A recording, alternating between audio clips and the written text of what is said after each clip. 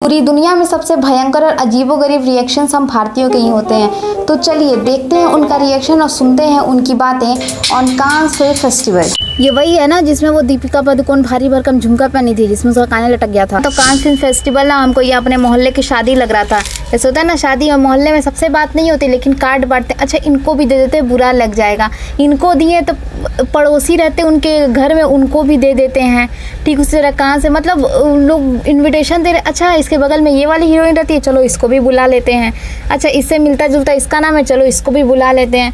मतलब इस बार देख के जैसा लग रहा है कि अगले 2-3 साल में तो हम भी पहुंच ही जाएंगे कांस में। तो इस बार जो इंडिया को इम्पोर्टेंस दी गई है ना, ऐसा लग रहा है वापस से हम क्या वो पुराने सोने की चिड़िया बनेंगे अब धीरे धीरे, सुपर पावर कंट्री इंडिया। बताऊं तो मुझे समझ में नहीं आता कि ये है क्या, एक लाल पर्दा की तरह लोग बिछा देते हैं, दरी की तरह उस पर लोग चल के आते हैं। यही अगर इंडिया में होता तो लोगों को बकवास लगता है। ये फ्रांस में, ओह माय गॉड। मुझे तो सबसे अच्छी उर्वशी लगी थी, I think she is looking like a Barbie doll.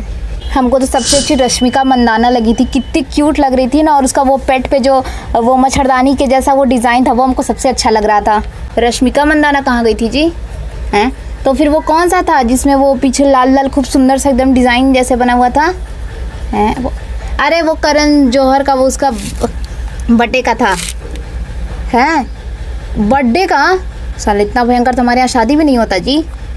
लोगों को लगता है कि दीपिका हाइलाइट्स में रही है पर मेरे हिसाब से उसका उससे ज़्यादा हाइलाइट्स में उसका वो ईयरिंग और जो उसको किसी ने गर्दन पे किस किया था वो बहुत ही ज़्यादा हाइलाइट्स में रहा है। बेचारा रणवीर सिंह लोगों को लग रहा है, पर मेरे हिसाब से बेचारा कपिल शर्मा, उसको रात भर नींद नहीं आई होगी ये सोच के कि जब वो अब तो दूसरों की भी है तब लोग उसको इस तरह किस करके चले जा रहे हैं। और मेरे शो पे वो तब से आ रही है जब वो कुंवारी थी, तो और मैं मजाक ही करता रह गया पूरी ज़िंदगी। ये तुम्हारा कांच फिल्म के अलावा ड्रोन फेस्टिवल ही मनाएगा, उसके बारे में कुछ पता है? देश में बाढ़ भी आया हुआ असम में। अरे असम में बाढ़ है इतना ही पता है कि नहीं, उसके बारे में नहीं पता, लेकिन कौन सा गाना आया, कौन पिक्चर, कौन हीरोइन का शादी किससे हो रहा है, कौन का पिक्चर आ रहा है, ये सब पता है, कौन का पंक्ति है। और आप तो पता करके ड्रोन में उड़ ही जाएंगे। ऑटो का किराया देने में हालत खराब हो जा रहा है, आलू टमाटर तो खरीदा नहीं रहा है, ड्रोन में उड़ेंगे।